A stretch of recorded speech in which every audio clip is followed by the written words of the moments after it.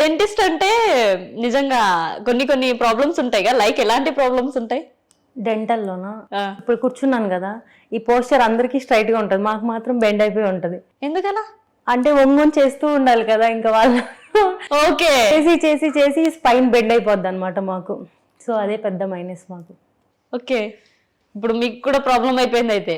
మరి 5 years చేస్తాం కదా అట్లాగే బెండ్ అయ్యి బెండ్ అయ్యి బెండ్ అయ్యి చేస్తూ ఉంటాం కదా, అది మాకు మేజర్ మైనస్ అనమాట డెంటల్లో.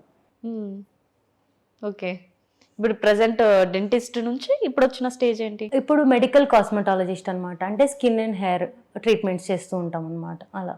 ఓకే, ఇప్పుడు మీ ఓనా లేదంటే వర్కింగా ఎలా? పాస్ అవుట్ అయ్యి 1 year అవుతుంది. 1 year తర్వాత 6 months ఈ కోర్స్ చేశాను. ఇప్పుడు వర్కింగ్ ప్రెసెంట్ అదర్ క్లినిక్స్లో. మేబీ ఫ్యూచర్లో డబ్బులు సంపాదించి ఓకే పెట్టుకోవాలి. ఓకే, కానీ చాలా గ్రేట్ తెలుసా, చాలా మంది చిన్న ఉన్నప్పుడు ఏం అవ్వాలనుకుంటున్నా అంటే డాక్టర్, పోలీస్ ఇలా చెప్తారు, కానీ రీచ్ అవ్వడం చాలా కష్టం ఉంటుంది అందరికి.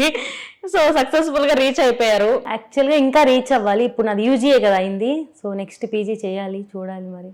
ఓకే, బట్ ఆ ప్రైజెస్ అన్ని చాలా ఎక్కువగా ఉన్నాయి, సో మెల్లగా చేయాలి. మీ బంగారం బ్యాంకులో ఇతర ప్రైవేటు సంస్థల్లో ఉన్న విడిపించి కొనబడను. కొమ్మూరి గోల్డ్, ఆంధ్ర మరియు తెలంగాణ. ఇప్పుడు ఇన్స్టాలో కొన్ని కమెంట్స్ వస్తుంటాయి, సో అవి చూసి డిలీట్ చేయడం కానీ. యాక్చువల్గా ఇది నేను చెప్పాలనుకున్నాను. నేను ఎప్పుడు ఇన్స్టాలో స్టార్టింగ్, నేను 2.5 years అవుతుంది కదా, ఫస్ట్లో అంతగా ఏం కమెంట్స్ వచ్చేవి కాదు. ఒక్కసారి మాత్రం స్టార్టింగ్ ఒక మెసేజ్ వచ్చింది అనమాట. నాకు కమెంట్స్ నేను అంతగా తెలియదు, నాకేం నాలెడ్జ్ కూడా లేదు.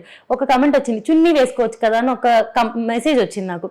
దానికి నేను అసలు ఒక రోజంతా ఒక డిప్రెషన్లోకి వెళ్ళిపోయి ఏడ్చుకుంటా ఇంట్లో కూర్చొని ఒక సైకలాజికల్ ట్రామాలోకి వెళ్ళిపోయాను నేను. అది మమ్మీకి కూడా చెప్పా, అమ్మ ఇలా ఏంటమ్మా చున్నీ వేసుకోవచ్చు కదా అని. అది ఎందుకో నాకు తెలియదు, వెరీ స్టార్టింగ్ స్టేజెస్లో ఏమో చాలా డిప్రెషన్లోకి వెళ్ళిపోయా. తర్వాత నాకు ఇప్పుడు ఎంత వర్స్ట్గా మెసేజ్ కానీ ఎంత కమెంట్ వచ్చినా నేను అసలు దాన్ని పట్టించుకోను. ఓకే, అది చూసా, ఎవడో అడిగి టైం ఉంది ఖాళీగా ఉన్న, టైప్ బోర్డ్ ఉంది టైప్ చేస్తాడని వదిలేస్తా.